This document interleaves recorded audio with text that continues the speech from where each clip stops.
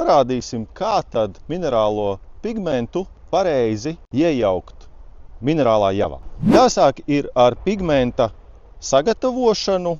Ko mēs darām? Ietonēt var daudz un dažādus materiālus. Līdz ar to mums ir jāsaprot, cik daudz nepieciešams ir ūdens, lai iejauktu konkrēto materiālu. To mēs vienmēr skatāmies uz iepakojumu vai tehniskajā datulapā. Ņemam no kopējā ūdens daudzuma daļu, ielejam šajā trauciņā, tā lai ūdens nosedz pigmentu, un vēlams ir izmantot siltu istabas temperatūras ūdeni. Tagad kārtīgi samaisam pigmentu un varam paskatīties, vai kaut kur vēl nav redzams nesamaisītais pigments. Maisam, kamēr jūtam, ka viss pigments ir sajaucies ar ūdeni, paliek vienmērīgs, un pēc sajaukšanas atstājam vēlams uz pāris stundām, lai pigments nobriest, un tad atkārtot pārjaucam. Pigmentu var sajaukt arī iepriekšējā dienā. Tas būs drošāk.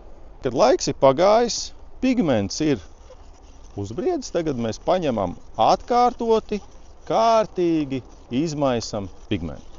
Tātad ar atlikušo ūdens daudzumu mēs esam sagatavojuši javu. Šajā gadījumā apjoms nav svarīgs, mēs mēģinam parādīt to principu. Uztaisam nelielu bedrīti, lai pigments neizplūst traukā pa sāniem, jo tad būs ilgāks pārmaisīšanas process.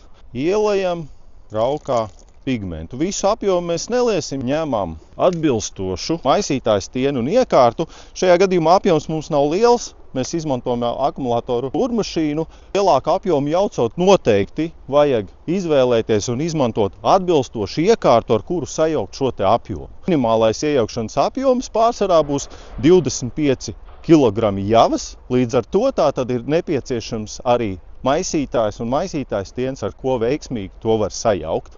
Sākumā akurāti lēnītēm iemaisam pigmentu javā, tā lai iejaucās vienmērīgi, vēlāk jau var puksenes ātrumu palielināt. Tad paņemam, notīram sānu maliņas un atkal kārtīgi samaisam. Tad 3 minūtes noturam materiālu un tad atkārtoti pārmaisam.